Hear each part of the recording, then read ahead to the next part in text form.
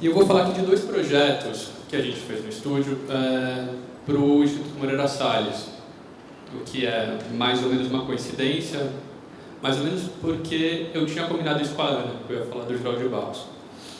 Mas eu não sabia que ela ia falar do Gui. Então, a gente vai, no final das contas, falar de 3 projetos que foram realizados no MS. O que eu acho legal disso para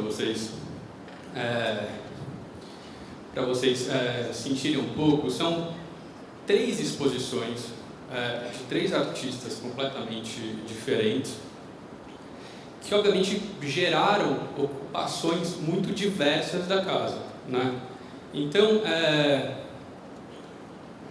eu acho, por isso esse título aí da minha fala. Para mim são 2 projetos que eu vou falar, o Geraldo de Barros e o Milor. A exposição do Milor abriu semana passada lá na Casa do Rio, do MS, e que então são climas muito diversos, são soluções muito diferentes para, enfim, artistas mas muito diferentes, né? Outra coisa assim que eu acho que vale a pena frisar é que das coisas mais bacanas de trabalhar com exposição, para mim, é a ideia de que uma exposição é feita por diversas mãos, né? Eu acho que sim, tem uma tríade, como a Ana falou, assim, que é um tanto fundamental, que encabeça, assim, que é a locomotiva desse trabalho, desse processo todo, que sim, curador, os arquitetos e designers. Eu acho que a gente compõe uma tríade, e para a coisa funcionar, para a exposição ficar boa, tem que ter conversa entre esses 3 sujeitos. Se não tiver conversa, dá muito errado. E falando sobre o Geraldo, eu trouxe aqui algumas imagens do Geraldo, que, obviamente, quando a gente vai pensar numa identidade visual de uma exposição, como a Ana já disse, a primeira coisa que a gente faz é olhar para o trabalho do sujeito, né? E a ideia para a gente é que uma identidade visual é sim uma tradução gráfica daquilo que o sujeito faz, né? Então o nosso desafio como designer é traduzir graficamente, com as nossas ferramentas ali do design gráfico, o trabalho do sujeito, né?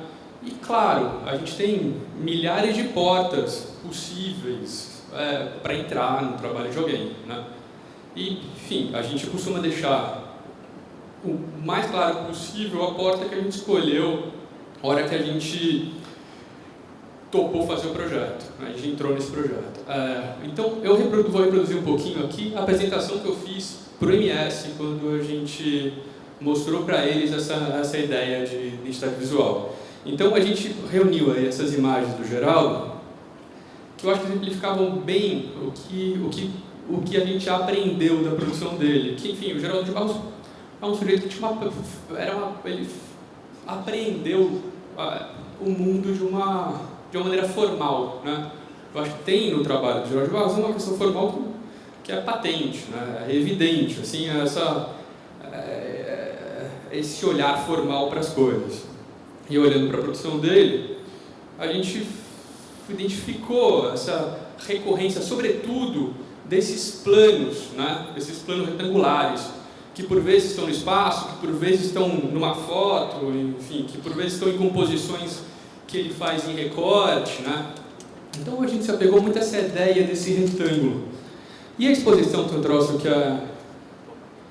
que é também fundamental, daí pensando na curadoria, que não era uma exposição panorâmica sobre a produção do Geraldo de Barros. O Geraldo de Barros, ele não foi só artista plástico, né? O cara teve uma produção gigante no design, fez designs móveis, teve uma produção importantíssima no design gráfico, trabalhou com Vonner, fez cartazes memoráveis, mas essa exposição se focava num aspecto do trabalho dele, que é a fotografia, né? O título deixa claro, Geraldo de Barros é a fotografia.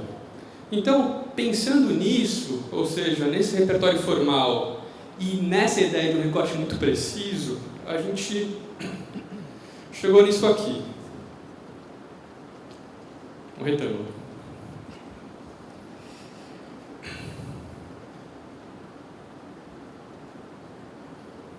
E o retângulo serviu aí de campo, de definição de campo no qual a identidade se dava, ou seja, a marca se dava. Porque também tem outra coisa que a gente costuma pensar assim, uma identidade visual vai muito além de uma marca. Uma marca não é nada se ela não é aplicada no mundo, se ela não ganha o mundo, né? Então, talvez, e por vezes, muito mais importante do que uma marca é o ambiente no qual essa marca se insere. E daí o que a gente pensa, o que é um ambiente? O ambiente é a paleta tipográfica, é a paleta cromática, a materialidade que isso tem quando vai para o espaço.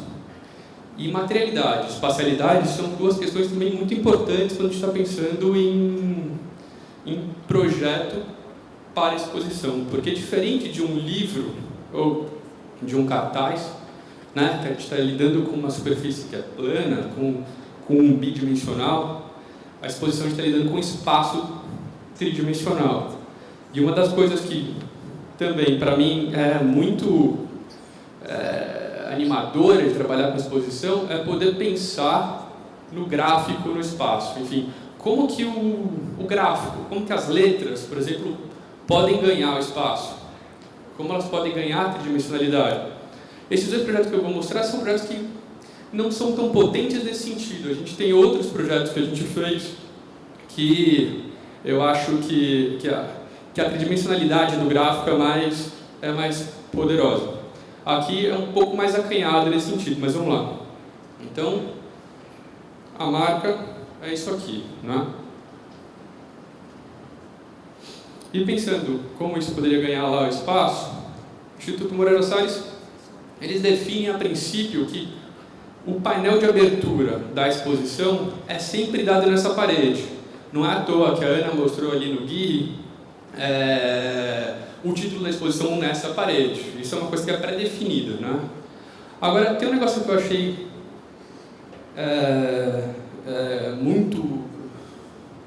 foi um processo muito curioso, foi o seguinte, porque a Ana apresentou o anteprojeto para a Heloísa Espada, a curadora, e a gente não estava nessa reunião.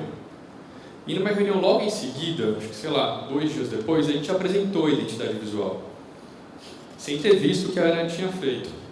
E a hora que eu vi o que a Ana fez, para mim foi extremamente chocante ver a sintonia que existia entre os dois raciocínios. Enfim, o nosso raciocínio gráfico e o dela da expografia.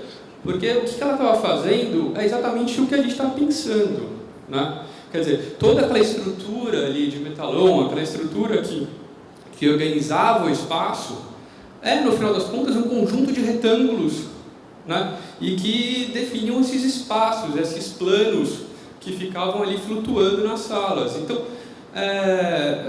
foi muito curioso, porque, por vezes, a nossa conversa com um arquiteto que está ali tocando a expografia é muito próxima. Próxima, eu digo assim, no sentido de ser muito intensa. Ou seja, as trocas acontecem, a gente conversa. Nesse caso, a gente não teve tanta conversa, mas a afinidade se mostrou completa. Então, é legal assim, também pensar como cada dinâmica é uma dinâmica, ou seja, também eu acho que não dá para pensar muito bem, sendo que existe uma certa dinâmica padrão de trabalho para fazer com que as coisas deem certo. Eu acho que não, acho que tem que ter uma afinidade, e essa afinidade pode se manifestar das diversas maneiras possíveis, né? Então, aqui o painel de abertura a gente tinha a marca aí, essa marca a gente fez em letra caixa, que é uma letra que tinha um certo volume, se destacava desse plano cinza.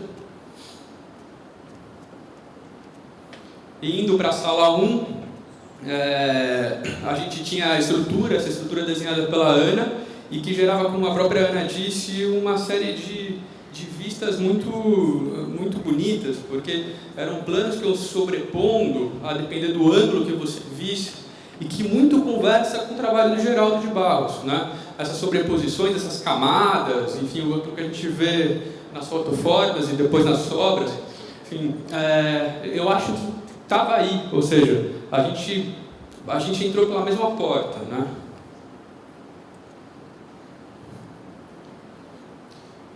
E eu acho que o que a gente fez aqui, e o que a gente costuma fazer, digo eu, o Celso, no estúdio, eu acho que é um projeto extremamente seco. Seco no seguinte sentido, eu acho que não tem muita firula, eu acho que não tem muito rodeio, não tem nada de ornamento, ou seja, é uma tipografia sem serifa. Na verdade eram duas tipografias, essa é uma que a gente usou para o título, que está no título da exposição, que é uma mais condensada e que é uma tipografia que é monoespacejada, ou seja, todos os caracteres têm têm a mesma largura, e daí eles preenchiam de uma maneira mais uniforme o retângulo, e essa tipografia não funcionaria para o texto corrido. A gente optou então por uma outra sem serifa, uma família mais generosa para os textos corridos. E, enfim, então nossa intervenção foi, na verdade, pequena, assim, né? Então, uma exposição aqui que eu acho o design fala baixo, né? E eu acho que coerente com o que a curadoria estava propondo com o trabalho do Geraldo de Barros, ou ao menos com esse recorte. Então, voltando para esse lance dos planos, aqui tem algumas imagens que a gente consegue ver essas camadas todas, assim, isso de fato dava uma dinâmica boa para a exposição, né?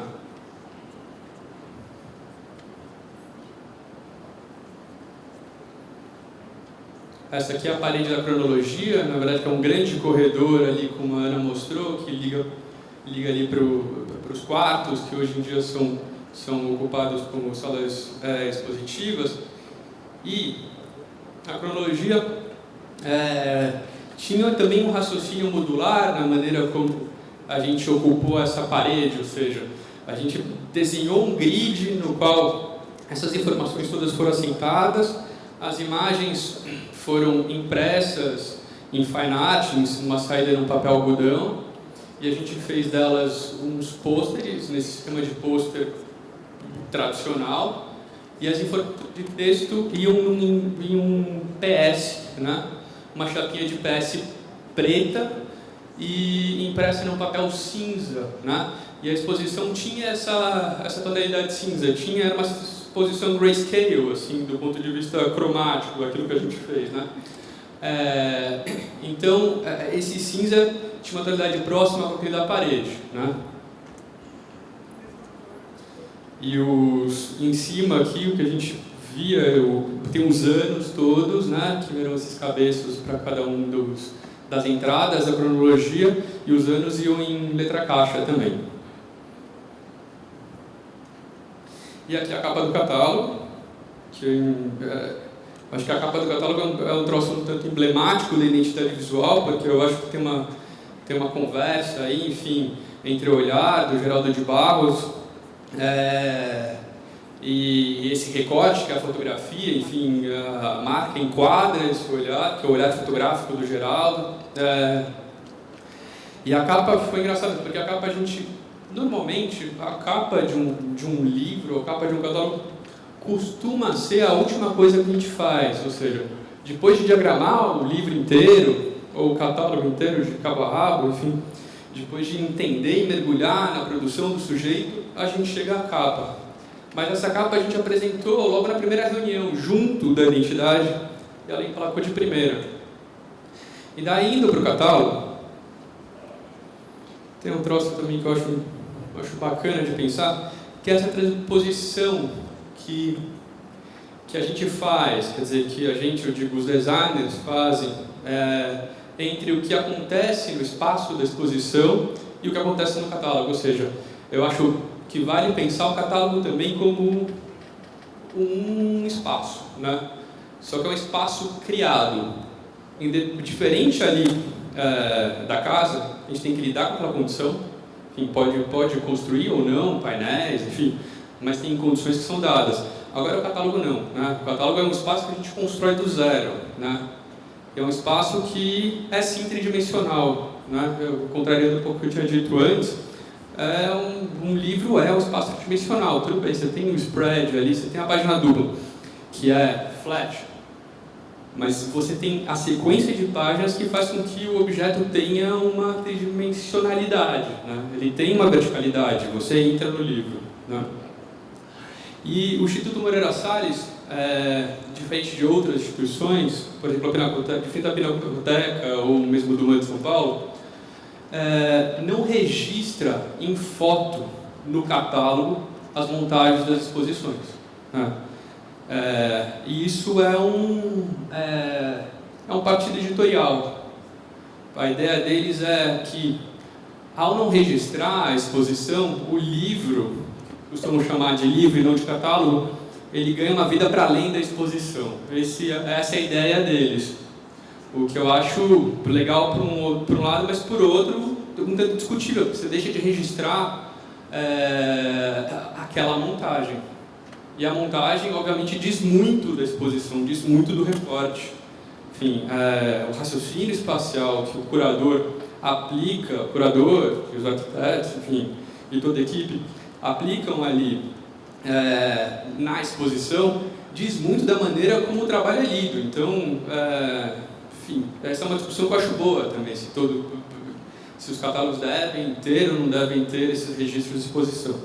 Mas, enfim, pensando aqui no catálogo, era um catálogo que o que a gente queria é que a gente conseguisse, por um lado, lidar com o espaço da página com uma ampla liberdade e, por outro, ancorar isso em alguns pontos-chave, né?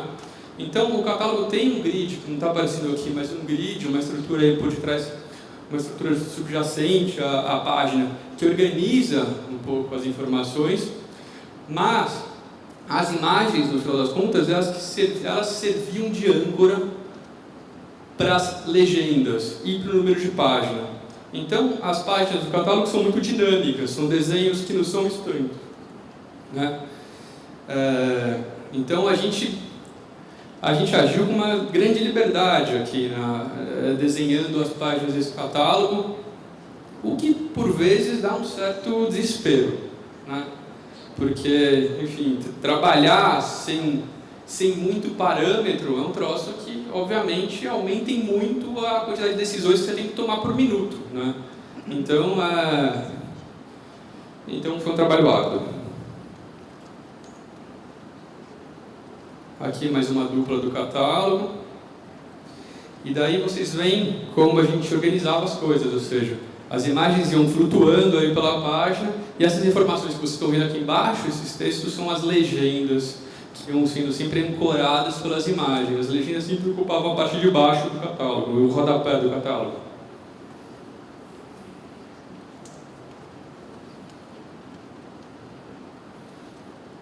Daí no corte seco, a gente vai para a semana passada.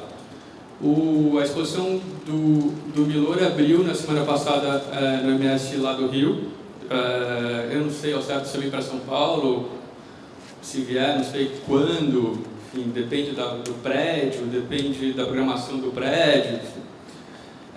Mas o Instituto Moreira Salles incorporou o acervo do Milor no ano passado. Um acervo de desenhos, são mais de 7.000 desenhos do Milor, que ele produziu ao longo da vida inteira, e é um material que é fenomenal, é incrível, riquíssimo, claro. E esse é um processo, isso é uma exposição na qual eu participei muito, porque o curador da exposição é o Paulo Roberto Pires, que é editor da Serrote, né? Então é uma pessoa que tem uma proximidade, enfim, eu trabalho já há um bom tempo, e enfim, tem um baita canal de conversa. Então, era organizado pelo Paulo Roberto, pela Júlia Kovenski, que é coordenadora da iconografia do Instituto Moreira Salles, e do Cássio Loredano, que eu não sei se vocês conhecem, mas ele é um grande desenhista, enfim, não contemporâneo ao Milor, ele é um pouco mais novo que o Milor, mas conviveu bastante com o Milor. Então, a curadoria foi formada por essa trinca, né? E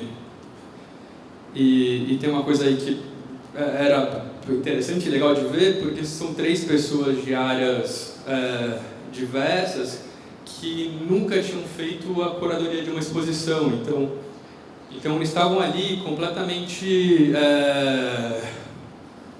deslumbrados com a possibilidade de pensar espacialmente uma seleção de obras, né? Então, E também é engraçado ver, assim, o Paulo é um cara que é do universo editorial, então era engraçado porque ele sempre vinha com sugestões que funcionavam na página, mas não funcionavam no espaço. Então, por mais que a gente tenha esse paralelo, como eu disse antes, possível entre o espaço da página, por vezes, evidentemente, tem coisas que não funcionam no espaço tridimensional, né? Enquanto funciona bem numa página. Então, eu lembro que ele queria muito, por exemplo, que a gente tivesse tinha uma parede com as obras, ele queria que tivesse uma galinhazinha no cantinho, um desenho de uma galinha plotada no cantinho. Daí, eu entendi o que ele queria, porque ele estava pensando assim, numa página, uma vinheta de uma galinha no canto direito, isso pode funcionar, pode ser bacana, você tem um detalhezinho, enfim, aquilo que o Jaguar fazia, de ter o ratinho seguir no cantinho ali do pasquinho, o Milor também fazia um monte disso, espalhava a vinhetinha. Cara, mas na exposição isso não ia funcionar de jeito nenhum. Enfim, ele teimou, mas a gente ganhou, não teve nada de galinha no cantinho. Mas aqui, então, um painel de abertura, de novo, né, naquele mesmo lugar em que a gente já viu das outras duas exposições. E a gente fez uma coisa aí, um tanto radical, que foi fechar a casa de novo. Então, a casa que tinha sido aberta e que a Ana tirou proveito da casa aberta, a casa foi fechada de novo. Adeus. Então, e por que ela foi fechada? Porque a gente tinha uma quantidade gigante de obras, de desenhos, que, enfim, tem esses parâmetros todos de conservação, de não sei quantos lumens, não sei quantos lux, não tinha como manter os vidros todos, os caixilhos todos abertos. Então, a gente, enfim, não tinha saída, a ideia era construir esses painéis que fechassem as salas e criassem superfícies verticais para receber essas obras. Então, os curadores desse universo de 7 mil desenhos, eles fizeram um recorte de 600 desenhos, né? E daí isso criava uma questão, que era a seguinte: a gente vai fechar essas salas, né? E o que a gente vai fazer com esses painéis? Eles vão ficar, a gente vai enxergar esses painéis através desses vidros, desses caixilhos todos, enfim. Vamos tentar aproveitar isso de alguma maneira, né? Então, o que a gente pensou foi fazer, recobrir eles de lambe-lambe. Então, a gente fez uma impressão lá no próprio Instituto, numa plotter lá que eles têm de super alta qualidade. A gente fez uma espécie de gigantografia de algumas imagens do Milor. E esses fechamentos, esses dedos da casa foram ocupados para essas imagens em escala gigante, né? Isso também foi outra batalha, porque a princípio quando a gente veio com essa ideia, eles queriam fazer isso numa plotagem em plástico, mas aí não fazia sentido. Imagina o Milor em plástico, né? A ideia toda dessa exposição, eu acho que e sempre foi, para mim sempre foi claro, que essa exposição é uma espécie de homenagem ao papel. Assim, o Milor é o cara do papel, né? Agora, fazer uma plotagem em plástico era de matar. Então, a gente, enfim, de novo, uma batalha de argumentação brava ali, a gente fez uma série de testes para ver se funcionava ou não imprimir lá na plotter deles. E daí tem mais uma outra questão que eu acho legal de colocar, que existe, dentro das condicionantes de um projeto, a gente tem o artista, a gente tem, obviamente, o curador, e a gente tem a instituição. A instituição, obviamente, pauta a solução que a gente vai dar para um projeto, né? Então, um grande temor, por exemplo, do Instituto aqui nessa solução era a qualidade desse lambe-lambe. Então, esse lambe-lambe não poderia ser tosco de maneira alguma. O que, de certo modo, vai contra a ideia de um próprio do lambe-lambe. O lambe-lambe por princípio, tosco. Então, a gente acabou fazendo um lambe-lambe sueco, assim, um negócio que super bem feito, você ainda entende ele como um papel, eu acho que tem uma graça aí, mas ele também já não é mais exatamente um lambe-lambe, né?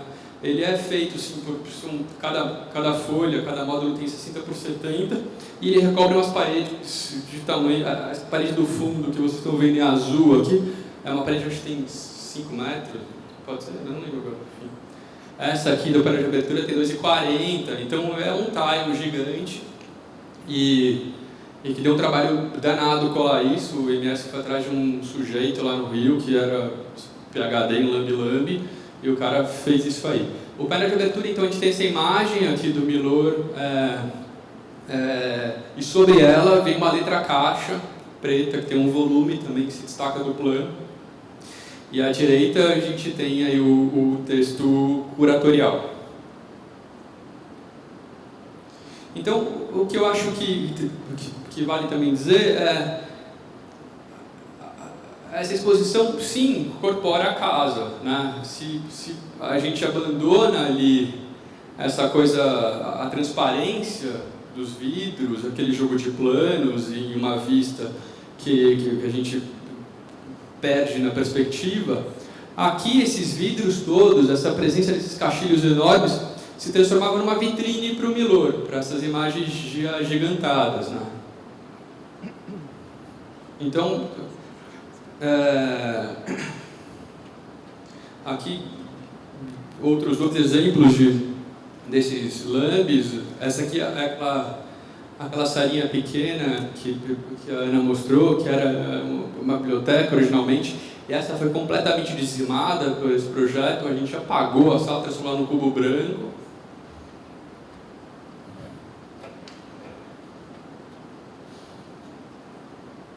E aqui a gente vê o fechamento da sala 3, né? Com uma imagem gigante, com o céu dos generais. E aqui vocês estão vendo essa mesinha, uma mesa de consulta, né? Aqui uma imagem desses painéis à noite. Tem um efeito bonito esse negócio, porque eles se transformam quase como os outdoors gigantes assim na casa. Eu acho que cria um ruído assim nessa casa tão impecavelmente construída. E aqui é a cronologia, né? Aqui na cronologia a gente reeditou aquilo que a gente já tinha feito no Geraldo. Enfim, a gente voltou a usar esse sistema do pôster, né? Só que o texto agora foi em vinil recortado, não mais em plaquinhas, né? E o texto, conversando também com o layout do catálogo, é um texto com corpo avantajado, assim, é um texto pesadão, né? Eu não tenho uma foto dessa sala montada, mas essa sala é a sala 1, né? Essa sala foi completamente fechada. É a sala naquela que a Ana mostrou, que tinha a estrutura toda, que você via os planos e os planos no espaço, as fotos sobrepostas ali. E nessa sala é uma sala dedicada um pouco ao umbigo do Milor. O Milor é essa figura egocêntrica. Então tem uma parede gigante, essa parede aqui ao fundo que vocês estão vendo, que esse cara ficou horas e mais horas e mais horas montando. São centenas de assinaturas do próprio Milor, também feitas. A gente fez uma impressão fine art dessas assinaturas, com esse acabamento de pôster também. E a expografia da exposição foi feita pelo Álvaro Razuc. E o Álvaro chegou a uma solução que acho que é super bonita, assim, porque são essas vitrines, né, que elas funcionam tanto no plano horizontal quanto no plano vertical. E tem esse pé delgado, pintado de verde, e a exposição tem essa predominância desse verde desse mar carioca. E tem uma coisa também que é engraçada de pensar, assim, né, porque tem uma certa oposição entre uma coisa meio carrancuda do Geraldo de Barros paulistano e o Milor, esse esplendor carioca, essa coisa solar, enfim. Foi engraçado trabalhar nessas duas exposições e entender esses dois extremos, claro, reduzindo tanto o trabalho deles a um estereótipo.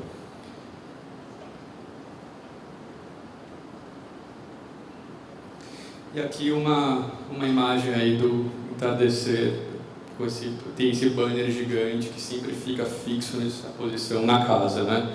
E lidar com essa casa é isso, é um espaço que se impõe, também é uma arquitetura que se impõe, tem um mármore no chão, daí depois nos quartos tem um carpete que é meio esquisitão, você tem que lidar com essas coisas todas, você não está com um cubo branco, você não tem um cubo branco para lidar, você tem que lidar com, enfim, com as coisas de acumulação, né? E eu vou passar para vocês aqui, também peço que devolvam, porque por mais estranho que pareça, filho único, o catálogo do Milor para vocês darem uma olhada. E o catálogo do Milor também, eu acho que ele espelha essa diferença de clima que existe entre as exposições. Enquanto o catálogo do Geraldo de Barros é capa dura, é um bichão ali que tem a sua nobreza. O Milor ele é mais mundano, né? Então é um papel mais áspero, enquanto o Geraldo de Barros é um couché fosco, couché alemão. Enfim, aqui algumas páginas do catálogo, e o catálogo, pensando no espelhamento entre o espaço positivo e o catálogo é dividido em 5 capítulos que espelha ali a organização que os curadores fizeram dos espaços da casa. E cada um desses espaços, no catálogo, tem um texto de abertura. Então, um tratamento um pouco de uma revista, assim, a gente ficou pensando muito nisso, que esse catálogo poderia ter um pouco esse tratamento, essa cara de revista, uma vez que o Milor era um cara da imprensa, né? E o catálogo, assim como a exposição, tem um troço tanto radical. Não tem legenda. A exposição inteira não tem nenhuma legenda, né? É uma aposta dos curadores para que as pessoas entrem no trabalho do Milor sem nenhum tipo de mediação. Então, são os desenhos e os desenhos. É isso que o sujeito, o visitante, tem que lidar. Aqui no catálogo as legendas não estão próximas aos desenhos, elas estão no final, tem um conjunto de thumbnails lá, as imagens todas em miniatura, e junto a elas a gente tem as legendas, onde esses desenhos foram publicados, em que ano e quando existe essa informação.